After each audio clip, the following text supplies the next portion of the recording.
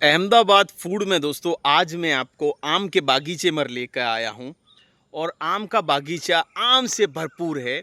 मैं हूँ अभी अवध में। वैसे गिर का केसर तो आम फेमस है हमारे गुजरात में, लेकिन मैं अभी अवध में हूँ। यहाँ काफ़ी अलग अलग किस्म के आम होते हैं, जैसे कि फजली आम होता है, दशहरी होता है, चौसा होता है, लंगड़ा होता है। तो यहाँ पर 3 किस्म के आम है। यहाँ पर फजली आम है, लंगड़ा भी है और चौसा भी है। तो ये आम किस तरीके से होते हैं मैं दिखाता हूँ। बिल्कुल मेरे सामने आम से बस पेड़ लगे हुए हैं, लदे हुए हैं, और ज़मीन से 2 इंच 3 इंच तक नीचे भी बड़ा बड़ा आम है। ठीक है, चलिए दोस्तों, आप मेरे सामने देख सकते हैं कि मैं एक अवध के बिल्कुल छोटे से गांव में हूँ जहाँ आम का बागीचा है। ठीक है, ये पूरा आम का आप बागीचा देख सकते हैं। ठीक है, यहाँ पर ये बिल्कुल हाथ लगाकर मैं आम तोड़ सकता हूँ, इतना है। लेकिन आम तोड़ना नहीं है, क्योंकि हम ज़मीन से आपको गिरे हुए आम मिल जाते हैं। देखिए, आराम से मैं हाथ लगा सकता हूँ। ठीक है, आप देख सकते हैं। तो क्या खूबसूरती है इस आम के बागीचे की। आपको मैं आम दिखाता हूँ। ये शायद फजली किस्म के आम है, या मुझे पता नहीं है। और आपको यहाँ पर बताना चाहूँगा कुछ जानकारी यहाँ के मैंने लोकल लोगों से ली। देखिए, इसमें नए पत्ते आए हुए हैं। जब नए पत्ते आते हैं वो पेड़ में, वहाँ पर फल नहीं होते। जहाँ पर नए पत्ते नहीं होते वहीं पर फल होते हैं। और पेड़ में आम आने से पहले दोस्तों मोर आते हैं। जैसे हर चीज़ में मोर आता है, वैसे ही देखिए ये मोर आते हैं। मोर में फिर दूसरे आम निकलते हैं। ये मोर आएगा, मोर से छोटे छोटे आम, देखिए वहाँ दो आम हैं। इस तरीके से आम निकलते हैं। प्लस दोस्तों, ये ऐसे ही आम मीठे नहीं होते। अगर आप इसी की आम की गोटली घर में लगाएंगे तो ये आम मीठा नहीं होगा। इसको कलम करना होता है। कलम करना मतलब कि जो मीठा आम है, उस मीठे आम की टहनी को आपको, जब आपका आम बड़ा होने लगे, ठीक है, उसमें उसको जॉइंट किया जाता है। तो फिर उसमें से जो आम निकलेंगे ना, वो मीठे होंगे। उसको कलम की पद्धति कहते हैं। चलिए आगे चलते चलते बातें करते हैं। ठीक है, तो ये इस तरीके से किया जाता है। तो ये एक आम की पद्धति होती है कि जो कलम लगाएंगे उस तरीके का आम होगा, वरना आप सिर्फ आपका आम होगा। ये देखिए कितने नीचे आम है, और टहनी पे कोई पत्ते नहीं है, फिर भी आम लटक रहे हैं। मैं इनको छू के तोड़ सकता हूँ चाहे तो। देखिए कितने गुच्छे में आम लगे हुए हैं, आपके सामने है।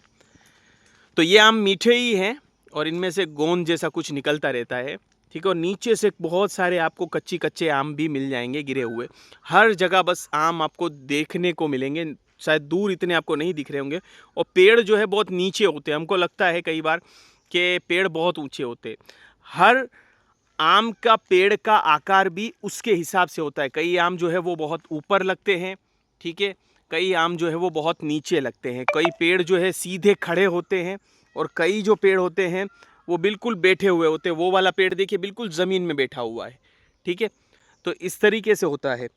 अब एक और बात बताऊंगा, ऐसे ही पेड़ में आम भी नहीं लग जाते। इनके ऊपर एक दवा का छिड़काव या कुछ औषधियों का छिड़काव किया जाता है, तब जाकर इसमें आम लगते हैं।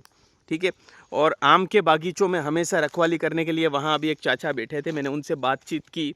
तो अभी वो बाहर गए हैं। तो आम के बागीचे में हमेशा एक इंसान सुबह 5-6 बजे जैसे ही उजाला होगा आ जाएगा, क्योंकि यहाँ पर निकलने वाले लोग आम जो है वो तोड़ भी सकते हैं। ठीक है, तो बहुत बड़ा आम है। यहाँ से आप चलते जाओ तो बहुत बड़ा आम बाग है, इधर से आगे जाओ तो बहुत बड़े आम है। तो ये इस तरीके से आम होते हैं। ठीक है, अवध में आया हूँ मैं दोस्तों। लखनऊ के आसपास के एरिया को अवध कहते हैं। लखनऊ से तकरीबन 70 किलोमीटर की दूरी पर, 70 किलोमीटर की दूरी पर ये आम के बागीचे हैं।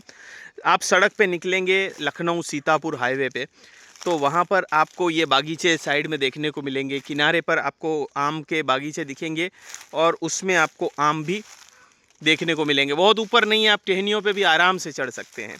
तो मैंने सोचा फूड की चैनल है तो आम में बता दूं।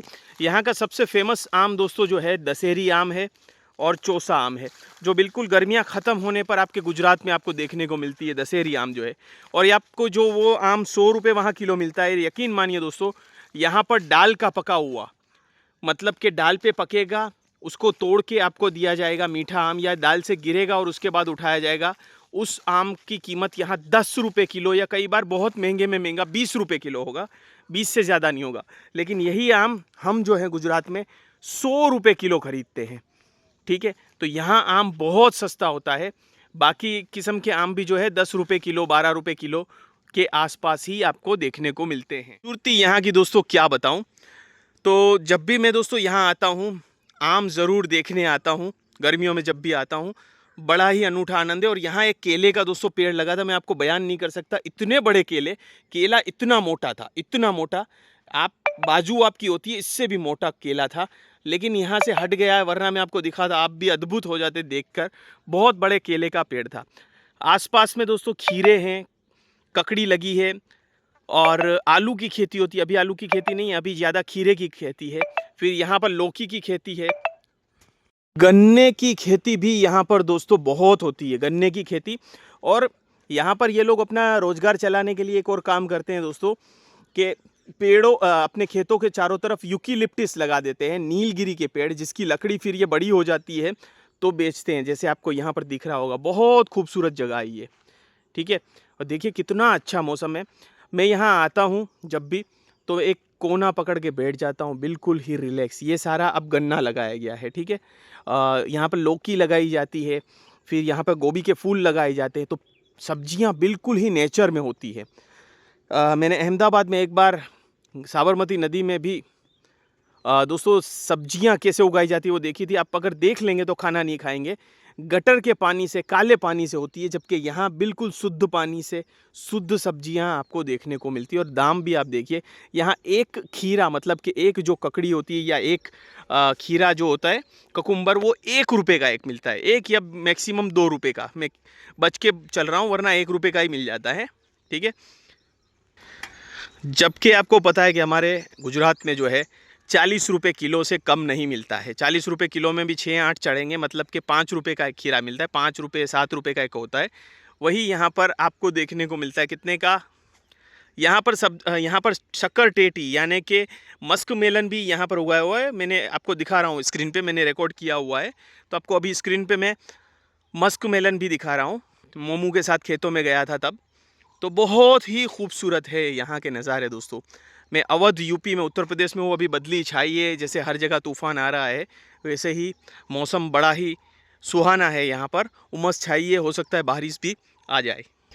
यहाँ पर हर किस्म का धान ये ज़मीन पैदा करती है, तो इसीलिए इसको मातृभूमि कहा जाता है, माँ की तरह इसको माना जाता है, ठीक है।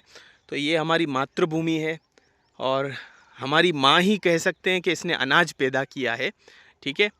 तो हम भारत माँ तो कह सकते हैं इसको, बिल्कुल ही। और यहाँ पर भी कुछ सब्जियाँ उगाई हुई है।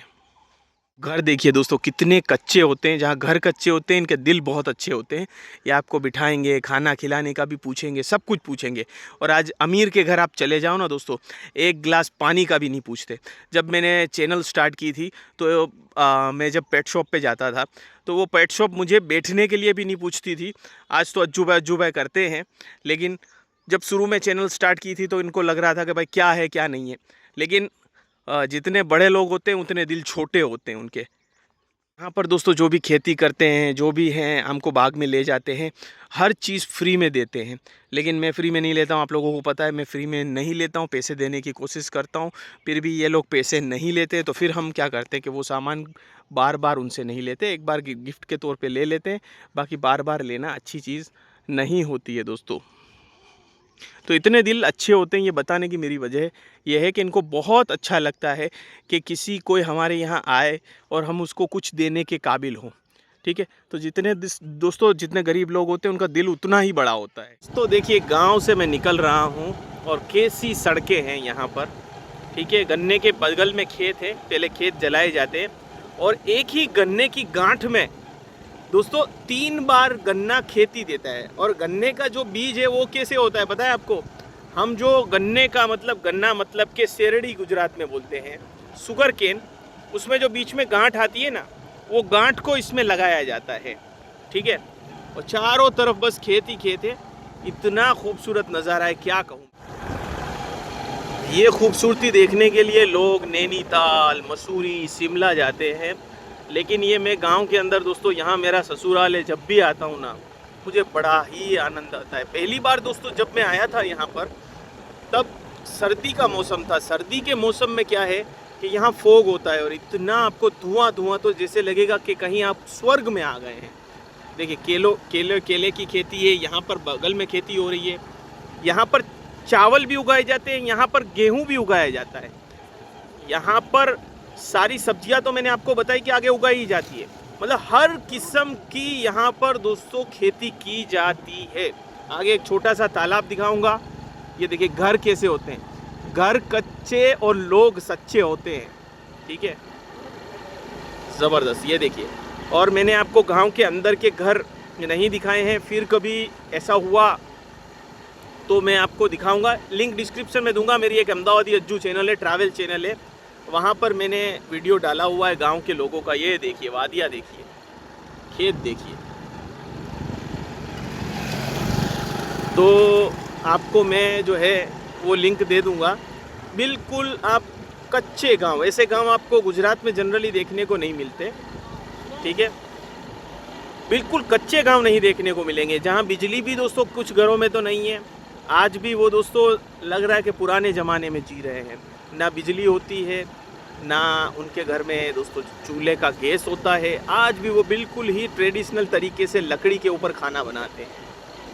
सड़क के किनारे यहाँ पर फल वगैरह बिक रहे हैं, ठीक है। 12 रुपये किलो में तरबूज है, जो अपने यहाँ 20 रुपये 30 रुपये किलो में ये तरबूज मिलता है, ठीक है। ये देखिए, यहाँ पर आगे सब्जियाँ दिखाता हूँ ताज़ी ताज़ी। ये देखिए हाईवे के किनारे हम गांव में गए थे। यहाँ एक बहुत फेमस दरगाह भी है, मखदूम सा शेख मखदूम सा बाबा की। यहाँ देखिए ये सब्जी, बीट है, टमाटर, प्याज, बैंगन, सब कुछ मिल रहा है। देखिए घर पर आ गए हैं। घर के पीछे भी एक जो है स्कूल है, और यहाँ पर भी एक आम का पेड़ है। ये आम का पेड़ आपको देखने पर पता चलेगा कि काफ़ी पुराना है, और 10-20-25 साल पुराना पेड़ है, और ये भी ऊंचा आम का पेड़ है। लेकिन इसमें आम मेरे ख्याल से खट्टे आते होंगे, और इसमें आम नहीं आए हैं, ठीक है। तो इसके लिए दवा का छिड़काव करना होता है, काफ़ी कुछ करना होता है, तब जाके आम जो है वो पेड़ में आम लगते हैं, ठीक है। ऐसा ज़रूरी नहीं कि हर पेड़ में आम लगेंगे। छोटे पेड़ में भी कई बार बहुत सारे आम लगते हैं, और बहुत बड़े पेड़ में भी कुछ नहीं लगता है। तो आज का ये हमारा एक गांव का व्लॉग यहीं पर समाप्त होता है। तो अच्छा लगा हो तो लाइक करिए, और ऐसे ही वीडियो और देखने हैं तो कमेंट ज़रूर करिएगा।